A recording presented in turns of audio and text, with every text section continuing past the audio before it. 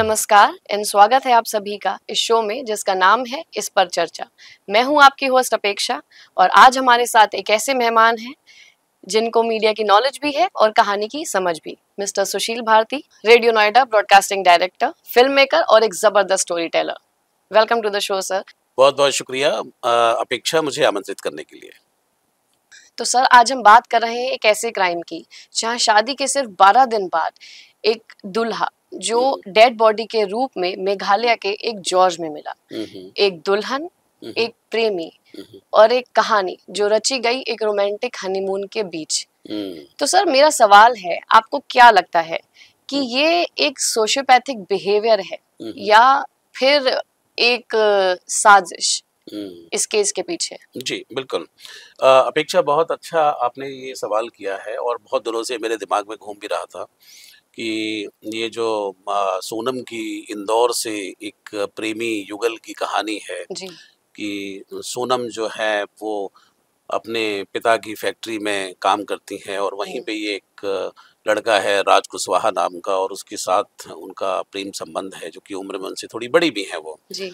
और उसके बाद इस बात का पता जो है वो उनके परिवार को लगता है और वो राज कुशवाहा से थोड़ी सी दूरी बनाने के लिए कोशिश करते हैं, लेकिन सोनम जो है वो नहीं मानती है और वो एक अल्टीमेटम देती है कि भाई कुछ बुरा भी हो सकता है, ये सब बातें हो रही हैं।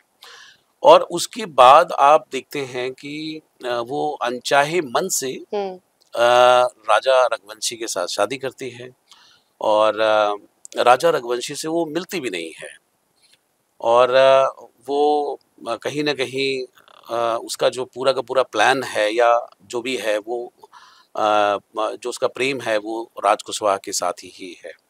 अब प्रश्न यहाँ पे यह है कि इतनी बड़ी घटना घट गई कि हनीमून पे उसको ले जाना पड़ा, वहां जाकर के उसकी हत्या की साजिश करनी पड़ी और उस घाटी में उसको फेंकना, वॉटेवर जो भी है। बट द पॉइंट इज कि ये जो बिहेवियर जो प्रश्न जो आपका है वो ये है कि आखिर ऐसा हो क्यों रहा है समाज में। बहुत बड़ा सवाल है ये। अगर लड़की नहीं चाहती थी शादी करना तो पहले तो उन पेरेंट्स की बहुत बड़ी गलती है कि उनको इस तरह से जबरदस्ती करके उस लड़की की शादी नहीं करनी चाहिए थी। अब आप कहेंगे कि समाज भी कोई चीज़ होती है, समाज में दिखावा, ये भारतीय समाज है और इस भारतीय समाज के अंदर आप देखते हैं कि बहुत कुछ मैटर करता है। को बोलते हैं हमारी इज्जत का सवाल है। इज्जत तो आपकी अभी भी चली गई, अब तो आपकी इज्जत कहीं की नहीं रही, अब तो बहुत सारे लोगों की इज्जत चली गई। पहले तो आप उसको मना करते या जो भी कहते या इस चीज़ को कैंसिल कर देते शादी को, तो हो सकता है कि आपकी इज्जत बच जाती। तो सोनम का पूरा जो एक्ट है उसने एक रास्ता निकाला है। देखिए वो लड़की एक रास्ता निकाल रही है क्योंकि आप उसके मन का वो नहीं करने दे रहे। तो अब क्या है कि पैरेलल लाइन शुरू हो गई, भाई आप मुझे ये नहीं करने दे रहे, ठीक है मैं आपकी इच्छा से तो ये कर लूंगी लेकिन मेरा रास्ता वही रहेगा। ये रास्ते का है। अब ये दो रास्तों पर चल पड़ी है वो। एक तरफ शादी के लिए चल पड़ी है। अब शादी में आप बोलेंगे कि भाई जो रिक्वायरमेंट होती है, जो एक्टिंग होती है, क्योंकि ज्यादातर तो शादियों में एक्टिंग ही होती है ना। आप अपना बेस्ट प्रेजेंट कर रहे होते हो, आप जो भी नहीं भी होते हो वो भी दिखा रहे होते हो। आप अचानक जो है लड़के लड़की बहुत भयंकर रूप से संस्कारी हो जाते हैं, पैर छू रहे हैं और पता नहीं क्या क्या कर रहे हैं और किसी को पानी का गिलास पकड़ा रहे हैं और किसी के आने पर खड़े हो जा रहे हैं, जो कि कई बार ऐसा नहीं भी होता है। you are a normal human being, but एक ऐसा जबरदस्त इनेक्टमेंट किया जाता है शादी पे और भव्य आयोजन तो होता ही है जिसमें कि लोग बड़े सारे लपेट में आ जाते हैं और दूल्हा दुल्हन तो ये सोच ही रहे होते हैं कि भैया पता नहीं क्या हो रहा है, ये तो समाज भी सोच रहा होता है। तो एक तरफ वो शादी की धारा पे चली है और एक तरफ उसके अपने मन का संसार है जो उसने अंदर बुना हुआ है। मन के संसार में बहुत सारी चीजें चल रही हैं, जहाँ साजिश है, प्रेम है, कत्ल है, बहुत सारी चीज़ें हैं। उसकी डीप डाउन अगर आप जाएंगे तो बहुत सारी चीज़ें हैं जिसको सिर्फ कुछ ही लोग जानते हैं। राज कुशवाहा जानते हैं या फिर सोनम जानती है। अब इस पूरे के पूरे घटनाक्रम के अंदर जैसा कि मैंने बताया कि पहले तो पेरेंट्स की गलती है और पेरेंट्स की गलती थोड़ा सा अगर और पीछे भी जाए तो वहां भी मैं थोड़ा सा दर्शकों को बताना चाहता हूं कि आपका रुतबा, आपकी हैसियत वो इस बात से नहीं तय होती कि आपके पास कितने पैसे हैं या आप समाज में आपका कितना बड़ा कारोबार, इससे नहीं होती। आपके बच्चे क्या कर रहे हैं, आपके बच्चे कितने संस्कारी हैं, इस बात से भी आपकी हैसियत तय होती है। इसका मतलब ये है कि अगर आपकी बेटी एक बिजनेसमैन की बेटी होने के बावजूद भी अगर वो इस बात को नहीं समझ पाई कि उसके कंपनी में काम करने वाला एक मामूली लड़का अगर वो उसके ख्वाब ले रही है, तो इसका मतलब ये है कि आपकी परवरिश में, आपके कहीं ना कहीं संस्कारों के अंदर कोई गहरी गड़बड़ी जरूरी है, जरूर हुई है कुछ ना कुछ गड़बड़, क्योंकि आपको अपनी हैसियत का पता ही नहीं है, उस लड़की को पता ही नहीं है कि वो किस परिवार की हिस्सा है वो।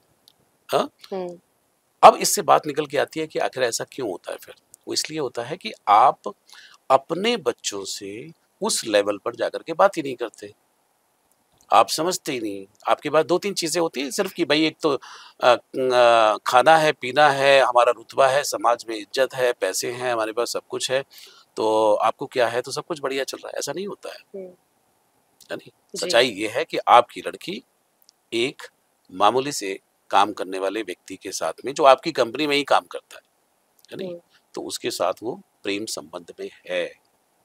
और अगर है तो ये आपकी, I am sorry, I am speaking on this platform, this is your हैसियत, this is your level, this is your level, यानी कि आपके बच्चे कर क्या रहे हैं। तो आपने अगर उनसे बात की होती है, उनको अगर ये गरिमा, ये गौरव दिया होता है कि आप किस परिवार के हिस्से हैं, आपको क्या करना चाहिए, नहीं करना चाहिए, आई एम विद यू, बहुत सारी चीजें हो सकती है, लेकिन आपने बात ही नहीं की। नहीं की तो ठीक है, उसका रास्ता अपना रास्ता है, और उसने एक रास्ता आपके कहने के अनुसार, आपको इतना भी समझ में नहीं आएगी आपकी लड़की कुछ कह रही है, नहीं आया समझ में तो ठीक है, फिर भुगत ही है नहीं। एक ऐसे लड़के को आपने जिंदगी उसकी ले ली कि जो लड़का बहुत ही अच्छे घर का लड़का था, क्या आवश्यकता पड़ी हुई थी आपको ये जबरदस्ती करने की। तो मेरा मतलब ये है कि जो बिहेवियर की जो आपने बात की है, तो समाज में इस तरह का बिहेवियर इसलिए बदल रहा है कि पेरेंट्स की कहीं ना कहीं बहुत बड़ी खामियां हैं। जी सर। सो जैसा आपने कहा, इट जस्टिफाइज जो मैंने आपसे सवाल पूछा। सो इसी से रिलेटेड मेरा नेक्स्ट क्वेश्चन है आपसे।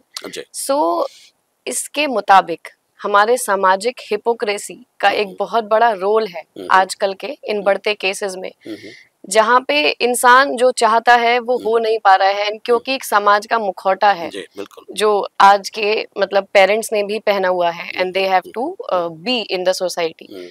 तो एक सामाजिक मुखौटा कितना जिम्मेदार है किसी भी पेरेंट्स के लिए, उनके थॉट फॉर्मेशन के लिए, कि क्या उनके बच्चे की खुशी ज्यादा जरूरी है या फिर सामाजिक एक स्तर में रहना। तो एक पेरेंट्स को कैसे डिसीजन लेना चाहिए आइडियली। देखिए, सबसे पहली बात जो अपेक्षा, आपका जो प्रश्न है ये, कि पहली बात तो ये समझना है कि जीवन का अर्थ क्या है।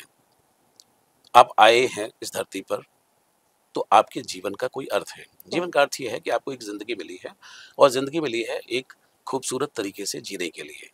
ये हर व्यक्ति चाहता है एक खूबसूरत जिंदगी। मुझे लगता है इस धरती पर कोई भी ऐसा व्यक्ति होगा जो ये कह रहा होगा कि भाई मुझे तो नारकीय जीवन चाहिए, मुझे तो बहुत ही बदतर जीवन चाहिए। ऐसा तो कोई नहीं चाहता है। हर आदमी चाहता है एक खूबसूरत जीवन, एक सुखी जीवन, एक अच्छा जीवन चाहता है। अब यहाँ पर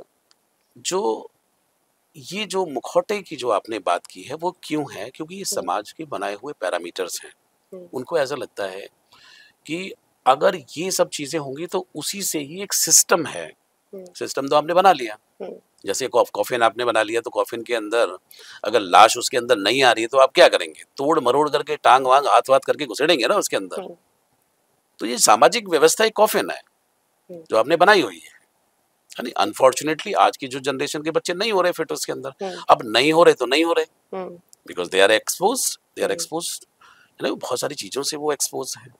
तो उनके साथ क्या करना पड़ेगा? एक संवाद करना पड़ेगा, एक बातचीत करनी पड़ेगी, एक डायलॉग करना पड़ेगा, है नहीं, जो कि आपका मिसिंग है। Very this is very very unfortunate. और अपर सेकंड टायर सिटीज या थर्ड टायर सिटीज के अंदर जाएं तो वहाँ तो ये दिक्कत और ज्यादा प्रेवलेंट है। यानी मेट्रोपॉलिटन सिटीज के अंदर तो छोड़ ही दीजिए, वहाँ तो फिर भी लोग मैनेज कर लेते हैं किसी भी तरीके से। तो हर इंसान जो है वो अपनी एक इज्जत का टोकरा लेकर के वो घूम रहा है। उसको लग रहा है कि भाई लोग क्या कहेंगे, है नहीं, लोगों का क्या वो है, 4 लोग क्या कहेंगे। बहुत बार आपने सुना होगा 4 लोग दिखाई नहीं जी। देते। कष्ट हो, परेशानी हो, खुद ही आपको झेलना होता है, खुद ही करना होता है। मेरा यहाँ पे पॉइंट ये है कि आपका बच्चा अगर बड़ा है तो उसकी अपनी एक सेल्फ आइडेंटिटी है। अब वो एक एंटिटी है ना, आइडेंटिटी भी है और वो एक एंटिटी भी है। मतलब आप उसको ऐसे नहीं कर सकते कि जहां हम कहेंगे वो जमाने चले गए, वैसे वैसा नहीं हो सकता। अब तो अब उसको युवा होने पर आपका काम क्या है, माता पिता का, कि आपको काम है उनको अच्छी परवरिश, अच्छी शिक्षा, अच्छे संस्कार, उनके साथ बातचीत, उनको जीवन का अर्थ समझाएं, बताएं कि जिंदगी जो है बहुत खूबसूरत है, आप बहुत अच्छी तरीके से जिए, है नहीं, समाज हित, राष्ट्र के प्रति जो भी आपके धर्म है, कर्म है, वो आप करिए। आपके ऊपर कोई बंधन नहीं है, स्वतंत्रता है, ईश्वर की दया से सब कुछ है। ये सब चीजें, बातें होती रहनी चाहिए बच्चों के साथ में। लेकिन अनफॉर्चुनेटली क्या है कि आप कमाने में वैसे भी नॉलेज नहीं, पढ़ते नहीं, लिखते नहीं, कोई कम्युनिकेशन नहीं, तो उस चक्कर में क्या है कि बच्चे जो है उनको लगता है कि वो भी कहना शुरू कर देते हैं, पापा आपको कुछ नहीं पता, है नहीं, मम्मी को कहना, मम्मी आपको कुछ नहीं पता, आप तो पुराने जमाने की हो। एक सेंस ऑफ डिसरिस्पेक्ट। हाँ, डिसरिस्पेक्ट, बड़ों का आदर नहीं, कोई संस्कार नहीं, कोई कुछ नहीं, तो ठीक है नहीं। बाहर आ गए तो बाहर तो बिल्कुल ही बेधड़क हो गए, फिर तो कोई लाग लपेट ही नहीं है, फिर तो कुछ भी करिए आप। तो ये जो हर व्यक्ति अपनी इज्जत ढकने का जो प्रयास कर रहा है, जो आपका सवाल भी है, तो ये चलेगा नहीं बहुत दिनों तक। आपको you have to be original. तो जितने भी जो लोग हैं जो इस पॉडकास्ट को सुन रहे हैं, तो मेरी उनसे गुजारिश है कि आप अपने बच्चों के साथ में जस्ट बी ऑनेस्ट और उनको ये बताने का कोशिश करें कि वो उनके हर फैसले में साथ हैं, है नहीं। निर्णय उनके, निर्णय लेंगे, निर्णय लेंगे, जो भी फैसला लेंगे, तो उससे क्या होगा कि उनको गलतियां भी होंगी, गलतियों से सीखेंगे भी। आप हर कुछ मत करके दीजिए उनको, है नहीं। एक लेवल की बात में आकर के उनके जो निर्णय है, उनके निर्णयों पर बातचीत कीजिए, उनको बताइए कि इसके क्या भयावह परिणाम हो सकते हैं, आप जो ये निर्णय है, पर उनको जिम्मेदारी लेने का एक आभास होना चाहिए, है नहीं। उनके ऊपर जिम्मेदारी भी आपको डालनी चाहिए। तो होना तो बहुत कुछ चाहिए, बहुत अच्छी अच्छी बातें भी होती हैं, लेकिन होता नहीं है समाज के अंदर जी। जिस वजह से एक बहुत ही सर्टेन पैरामीटर बनाया हुआ है समाज में, सोसाइटी में, कि बच्चे पहले पढ़ा दिए, लिखा दिए, उसके बाद अब उनकी शादी होगी, शादी होगी तो उनके घर जाएंगे या घर आएंगे, और उसके बाद फिर बच्चे होंगे, और फिर हम नाती पोते और उनका मुंह देखेंगे, फिर हम ये करेंगे। आपने पूरी प्रोग्राम जो है पूरा बनाया हुआ है, जबकि कोई भी इंसान है, उसका जीवन क्या है, वो क्या चाहता है जीवन से, उसको क्या अच्छा लगता है, क्या बुरा लगता है, वो कहाँ जाना चाहता है, नहीं जाना चाहता है, तो इसकी सोच समझ हर पेरेंट्स को होनी चाहिए। अगर होगी, अगर उनके साथ उनका संवाद होगा, तो ये दिक्कतें नहीं होंगी, तो वो दिखावे में नहीं जिएंगे, वो एक असल धरातल पर जीवन जिएंगे, ऐसा मुझे लगता है। बिल्कुल सही कहा सर आपने। सो बेसिकली एक लैक ऑफ कम्युनिकेशन की वजह से एक इमोशनल इंस्टेबिलिटी बढ़ती जा रही है आजकल के युवाओं में, जो उन्हें ऐसे स्टेप्स लेने पे मजबूर कर रहा है। तो आपकी, अगर मैं कहूँ आपसे एक राय आज के पेरेंट्स के लिए, आप एक स्तर पे क्या कहना चाहेंगे इस पॉडकास्ट के जरिए, जो भी अपने हमारे व्यूअर्स हैं, कि एक कदम उठाया जा सकता है कि ऐसे जो इतने बढ़ते केसेस हैं उन पे थोड़ी रोकथाम भी हो, और एक पेरेंट्स को एक ओपिनियन मिले आपका कि हम क्या कर सकते हैं। जी बिल्कुल, अपेक्षा मैं बताना चाहूँगा कि एक तो सबसे पहले जो पेरेंट्स हैं, उनको, अगर वो शादीशुदा जीवन के अंदर हैं, तो उनको बहुत सोच समझ करके ये फैसला लेना चाहिए कि जब बच्चे पैदा हो रहे हैं, तो अगर आप मानसिक रूप से पूरी तरीके से तैयार हैं। जब मैं मानसिक रूप से तैयार कह रहा हूँ, तो ऐसा कुछ नहीं है कि आपको कोई किताबें पढ़नी है या आपको कोई बोझ उठाना है, कुछ ऐसा नहीं करना आपको। मानसिक रूप से तैयारी होने का मतलब यह है कि आप इस बात के प्रति अवेयर हों कि एक जीते जागते इंसान को इस धरती से आप इंट्रोड्यूस करने वाले हैं जी। और जो जीता जागता इंसान जो होता है, तो उसकी अपनी कुछ रिक्वायरमेंट होंगी। खाने की बात नहीं कर रहा हूँ, पहनने की बात नहीं कर रहा हूँ, स्कूल भेजने की बात नहीं कर रहा हूँ, उसकी भी रिक्वायरमेंट होंगी। कैसी रिक्वायरमेंट? वो रिक्वायरमेंट जिनकी तरफ ध्यान नहीं देते हैं, जैसे कि डांट डपट, अब बच्चे की एनर्जी है तो बच्चे की एनर्जी को यहाँ मत जाओ, यहाँ मत करो, ये मत खेलो, वो मत खेलो, यहाँ मत चढ़ो, वहाँ मत चढ़ो। अरे भैया बच्चा नहीं भागेगा दौड़ेगा तो कौन भागेगा? पड़ोसी थोड़ी भागेगा, बुड्ढा थोड़ी भागेगा। एनर्जी है, एनर्जी को आपको देखना है, वो एनर्जी को आपको कैसे चैनलाइज करना है। आप उसको इंट्रोड्यूस करिए। दुनिया में लेके आए हैं तो आपका फर्ज बनता है कि दुनिया की खूबसूरत जगहों पर उसको आप इंट्रोड्यूस करें। वो आप करते नहीं, ठीक है नहीं, डांट डपट करते हैं, डांट डपट करके फिर बैठा देते हैं उसको। अब बच्चा क्या, ये भी नहीं करना वो भी नहीं करना, तो फिर क्या करना है? फिर बेड पे बैठना है, मुझे सोफे बैठना है, ले पकड़ मोबाइल, मोबाइल चला। अब आप ही ने पकड़ा दिया ना, वो घुस गया मोबाइल के अंदर। मोबाइल के अंदर वो सिंचैन देखे चाहे जो भी चैन देखे, उसके अंदर घुसा पड़ा है वो। आपने बाहर दुनिया से उसको पूरी तरीके से काट दिया, उसके सारे जितने भी रास्ते हैं आपने एक एक करके बंद कर दिए। ये भी रास्ता बंद है, ये भी रास्ता बंद है, वो भी रास्ता बंद है, बस ठीक है अब खाना है उसको। टिफिन आपने फिनिश किया नहीं किया, स्कूल जाना है, ये करना है, घर आना है, इसी की बस होनी चाहिए, वो होना चाहिए, आपका ध्यान सब इन चीजों पे है। आप नहीं लेके जा रहे उसको, आप उसके साथ टाइम ही स्पेंड नहीं कर रहे, क्योंकि आपको फुर्सत ही नहीं अपनी लड़ाइयों से। लड़ाइयाँ आपकी इतनी ज्यादा हैं, बच्चे के सामने ही आप लड़ रहे हैं, भला बुरा कह रहे हैं, तो जरूरी था उसको लाना। अब वो इन सब चीजों को देखते हुए बड़ा हो रहा है वो। आपसे डरता है, आपकी लड़ाइयों से डरता है, वो साइलेंट हो गया है, वो अपनी एक वर्चुअल दुनिया में चला गया है। 17-18 साल का हो गया तो अब वो उसकी अपनी दुनिया है, वो उसमें चला गया है। अब वो आपके किसी भी इंसान से, कोई भी घर आए जाए, उसकी बला से वो मिलता ही नहीं किसी से, वो अपने कमरे से निकलता ही नहीं। कर लो उसका क्या करोगे जी? नहीं करेगा वो नहीं करेगा। नमस्ते कर लो उसका क्या करोगे? वो नहीं बनेगा संस्कारी बच्चा, वो विद्रोही बनेगा। कर लो उसे क्या करोगे? क्योंकि आपने किया उसको ऐसा। अब वहां तो आपने रोक लगाई थी, अब वो बड़ा भी हो गया। बड़ा होने के बाद में अब वो किसी से मिलना चाहता है, किसी के साथ जाना चाहता है, किसी के साथ उसको अच्छा लगता है। अब आपने वहां भी पहरे बैठा दिए, प्रतिबंध आपके वहां भी लगे हुए हैं, तो क्या होगा? जब वहां भी आप प्रतिबंध लगाएंगे तो विद्रोही होगा, आपकी बात मानेगा नहीं, बोलेगा ये आदमी है कि क्या है, इसने मेरा पूरा जीवन जो है। बहुत सारे बच्चे आपको ऐसा कहते हुए मिलेंगे कि मेरे माँ बाप ने मेरी जिंदगी नरक बनाई हुई है नहीं? तो आप उसके साथ एक दोस्ताना व्यवहार कर ही नहीं रहे, आपने उसको एक जिंदा एंटिटी समझा ही नहीं है। अब आपके हिसाब से होना चाहिए सब कुछ। भाई आप कौन है? आपके हिसाब से कैसे होगा वो चीजें?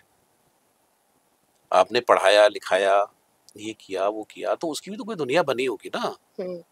तो देखिए उसकी दुनिया में जाकर के उसका सहयोगी बनिए, आनंद लीजिए, उससे भी बात करिए, उसके साथ हंसिए, बोलिए, बताइए, उसके दोस्तों के बारे में जानिए, समझिए। वो तो आपने किया नहीं।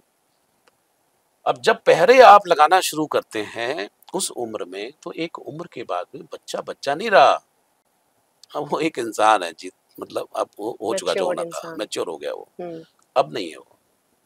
अब उसके साथ आपका दोस्ताना व्यवहार है, अगर वो रिश्ता बनाया है तो आपके साथ डिस्कस करेगा, नहीं बनाया है नहीं करेगा, सिंपल सी बात है।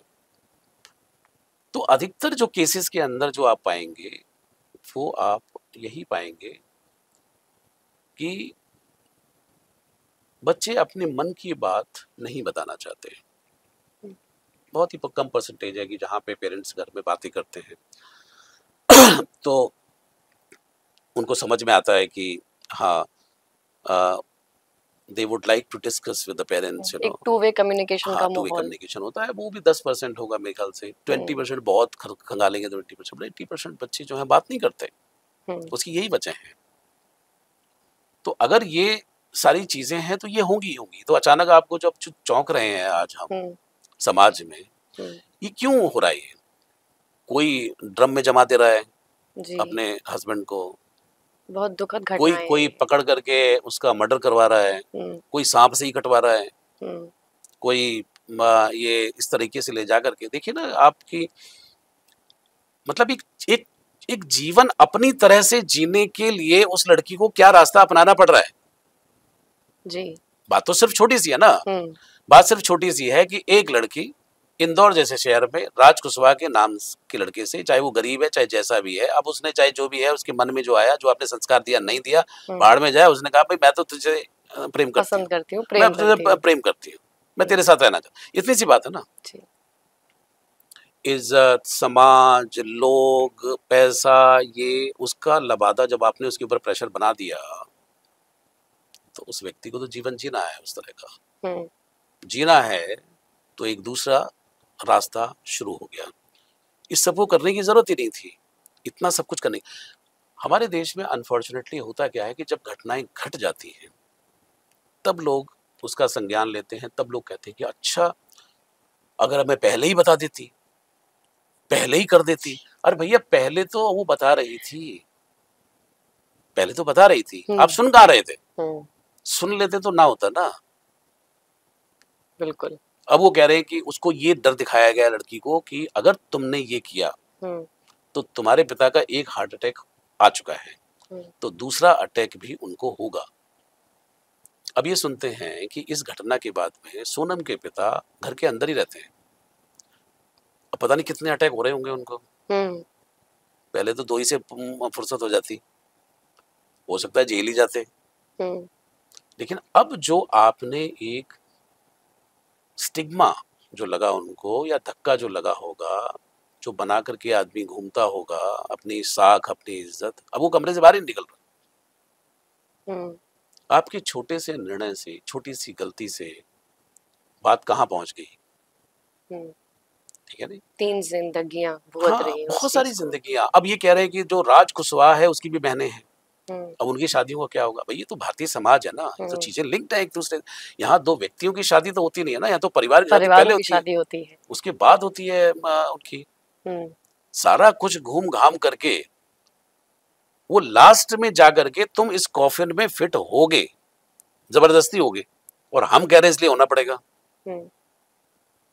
तो अगर आप ऐसा करोगे तो उसके कुछ तो आफ्टर इफेक्ट होंगे, और यही आफ्टर इफेक्ट जो है वो सोनम और राजा रघुवंशी और राज कुशवाहा की जो फिल्म है, पूरी कहानी जो कि स्क्रिप्ट जैसी नजर आती है, बिल्कुल वो उसका हुआ। और ऐसे एक सोनम नहीं है, ऐसे एक राजा रघुवंशी नहीं है, राज कुशवाहा नहीं है, ऐसा जगह जगह हो रहा है, क्योंकि अपने मन मुताबिक जीवन जीने की स्वतंत्रता पर बहुत सारे पहरे आपने लगाए हैं। बचपन में आप लगा पाए क्योंकि आप समर्थ थे, सक्षम थे। अब युवा होने पर उन्होंने आपको ललकार दिया है, उन्होंने आपको तिरस्कृत कर दिया है, उन्होंने अपनी आइडियोलॉजी से आपको खत्म कर दिया है, उनकी आइडियोलॉजी में आप कहीं फिट नहीं बैठते, और इसी का खामियाजा पूरा समाज जो है वो भुगत रहा है। जी सर, जी thank you so much sir. आपने इस मुद्दे के जरिए एक सामाजिक पहलू को इतने अच्छे से समझाया है हमारे दर्शकों को।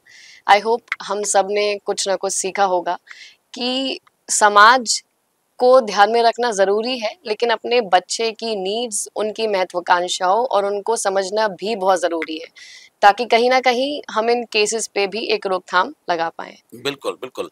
एक अंत में एक बात और कहना चाहता हूँ कि जो राजा रघुवंशी के जो कातिल हैं, आप अगर उनको ध्यान देंगे तो वो प्रोफेशनल कातिल नहीं है। हाँ, उन्होंने पहले कोई कत्ल नहीं किया है जी। वो पहली बार कर रहे हैं सारा कुछ।